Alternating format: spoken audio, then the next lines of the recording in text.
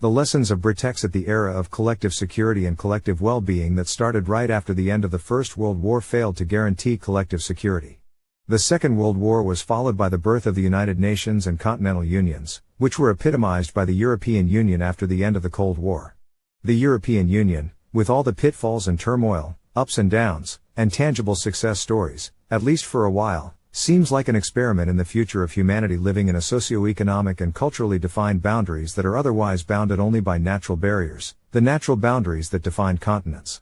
At least for a short while, humanity seemed to be moving in the direction of free movement, free trade, and free choice of domicile.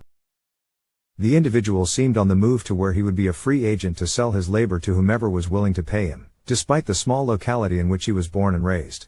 What mattered was that his ability and uniqueness endowed him with talent that fit the needs. Talent and skill seemed to be advancing to meet the growing demands and needs of a wider audience, unlocking untapped human potential that benefits and has the potential to benefit all of humanity. This potential would otherwise remain hidden in limited territories. Small and frail local and national businesses get the continental and beyond exposures, reaping better and bigger returns on their labor, both intellectual and physical. While cyber global citizenship has already been ushered in with the advent of the internet and all the rest of the virtues of the cyber world, the physical world has remained a drag on this fast-moving reality. At one point, a collusion would have been expected, and perhaps that is manifested in some ways in the British exit movement, the poll, and the result. Academics, politicians, journalists, and others will generate volumes of work in the years to come based on what has already been generated, indicating that the 2016 Brit exit movement and vote result is a reversal in a movement and a trajectory and mindset with broader lasting effects not limited to the UK and Europe but to the world at large. The fact that on the opposite side of the Atlantic a political campaign is wedged in the format and content makes it already a phenomenon of global importance and significance, and if another like it victory is achieved, the possible transatlantic alliances make the significance even larger by that much, which makes a thorough understanding if possible and a reasonable grasp at the least to turn around the mirror and look what we all look like inside it profoundly important. The Brit Exiters campaign was wedged around the fear of the unknown that is known enough that the whole world, including the British themselves, can positively testify that this unknown is not known for anything but for having done the world overwhelmingly well with minimal proper handling. This unknown is the immigrant next door and the one at the border who is looking yet to come in. Yes, there are monsters among them as there are among us. There could possibly be psychopaths among them as there are among us, and all the ills of humanity that pervade among us do amongst them, but these are all fears that we carry with them in or with them out. Like all adventures of human endeavors and ventures, there are payments to be made and prizes to be gained, and there are some who understand exactly that those immigrants, or the overwhelming majority of them, are not coming to eat from anyone's plate but coming to the table with their own plates, given the proper handling and the opportunity, and that has been proven time and again.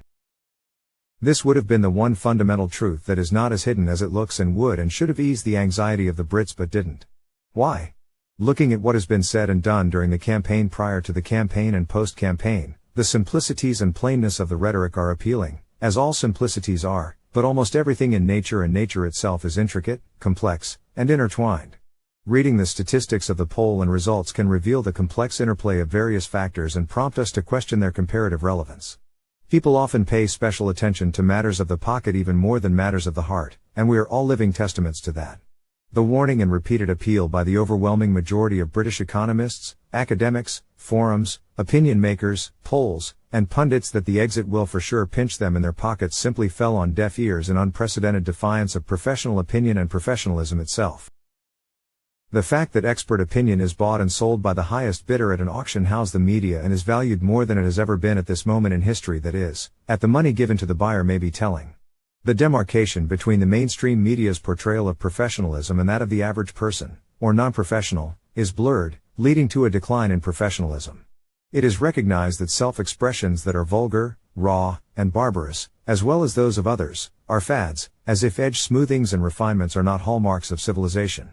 It is regrettable that professionalism has been revealed to be so seriously damaged, even though it was partially self-inflicted.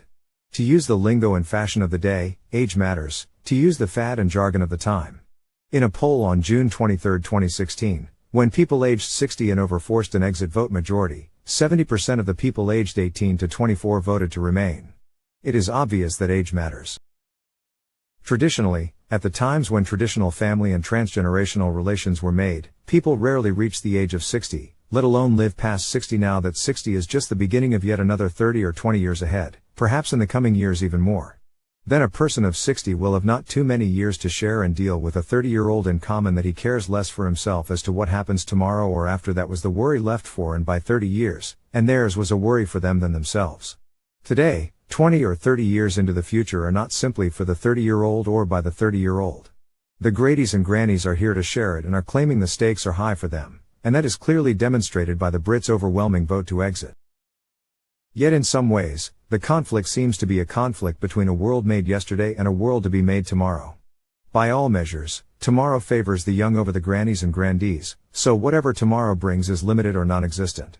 The preservation of the pie that was made in the confinements and bounds of yesterday and the desire to make a pie of tomorrow in the unbounded large-scale free space of tomorrow, the optimism and hope of the times to come, and the nostalgia and past glory of the world gone by are at odds, and demographics and depth of pocket were at work and had shown who is yet in control. By Ayala Tekel Mariam, November 27, 2023.